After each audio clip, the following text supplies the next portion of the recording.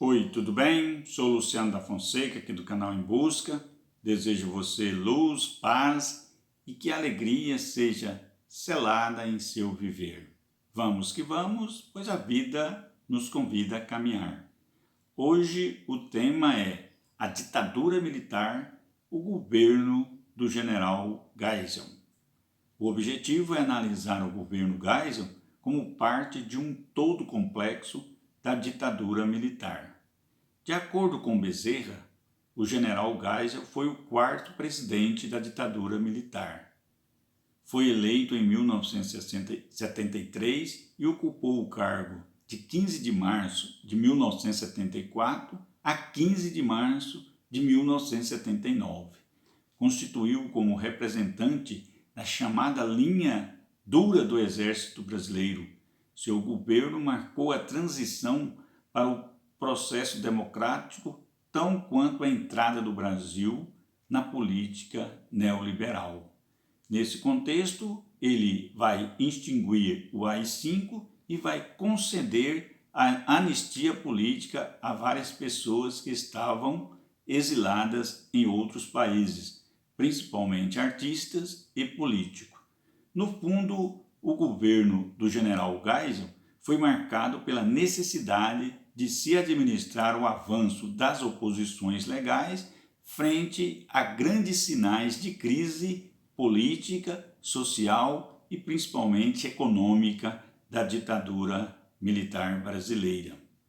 Na visão do historiador napolitano, o governo do general Geisel, em face às questões enfrentadas naquele momento, vai convocar Mário Henrique Simão para assumir o Ministério da Fazenda. A crise é grande, tanto política quanto econômica. Desse modo, foi anunciado o segundo Plano Nacional de Desenvolvimento. Com isso, o governo buscou conciliar a retomada do crescimento econômico com a contenção da inflação e de outras questões da economia. Assim, Geisel vai dar prioridade ao desenvolvimento de bens de capital e, consequentemente, investiu maciçamente, principalmente em empresas estatais.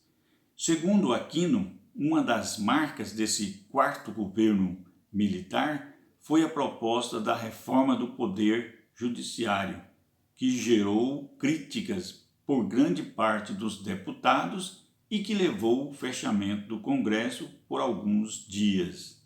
O militar sabia que estava passando por um processo de crise aguda e profunda em quase todos os setores da economia, da política, da cultura e da sociedade.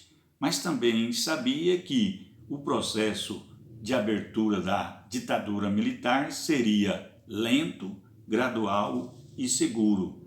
Ou seja, Geisel tinha plena convicção de que era preciso suportar esse processo.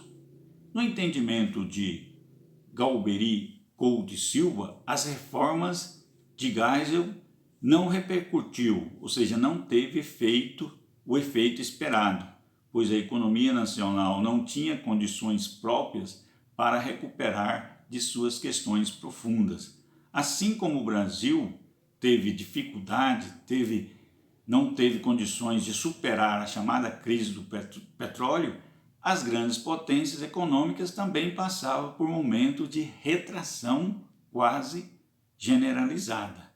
Em meio a uma economia enfraquecida, os setores da oposição política ganhavam maior força no sentido de crítica, no sentido de pedir a volta para a democracia.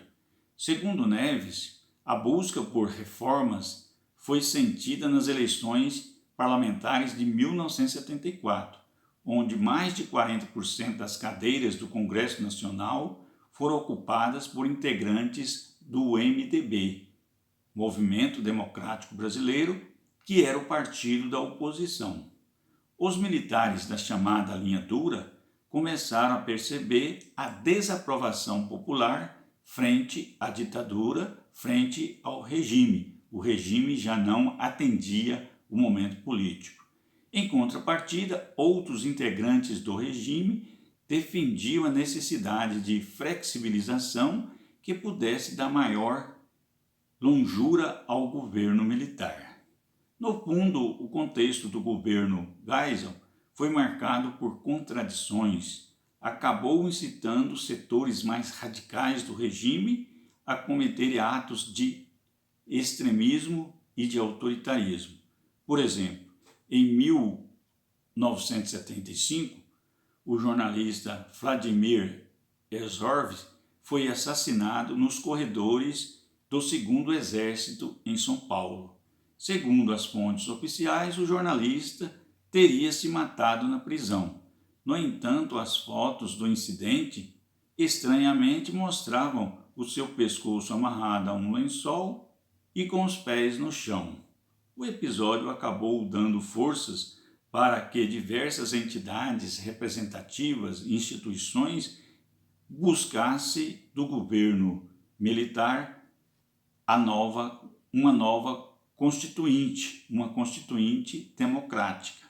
Entre essas entidades que encabeçaram essa luta, temos, por exemplo, a OAB, a Ordem dos Advogados do Brasil, nós temos a Associação Brasileira para o Progresso da Ciência, a Associação Brasileira da Imprensa, o Comitê Brasileiro pela Anistia, as comunidades eclesiais de base da Igreja Católica e a União Nacional dos Estudantes do Brasil.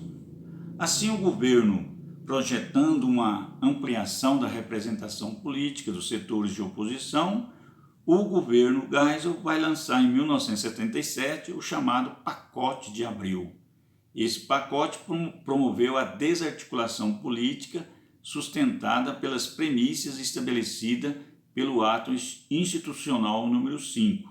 O Congresso Nacional foi fechado ao mesmo tempo, o sistema judiciário e legislativo também foram alterados e as campanhas eleitorais foram restritas. O mandato do presidente passou para 6 anos e as leis seriam aprovadas por maioria simples.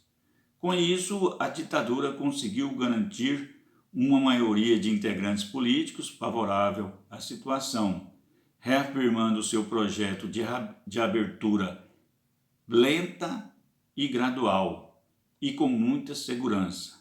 O general Geisel afastou os radicais do governo para abrir porta às eleições do general João Batista Figueiredo. Ao fim de seu mandato, Ernesto Geisel tomou uma última atitude que representou bem o tom conservador de sua abertura política. Revogou o AI-5 e logo em seguida deu ao próximo presidente o direito de decretar o estado de sítio em qualquer momento. É aquela história, um passo para frente, um passo para frente, um passo para trás. Enfim, o governo de Geisel foi selado por um conservadorismo extremado que buscou fazer uma abertura lenta, gradual, em nome da segurança. No sentido econômico, buscou estimular a produção de bens de capital, aumentar a produção de insumos para a indústria e conservou as altas taxas de crescimento econômico estabelecidas pelo milagre econômico.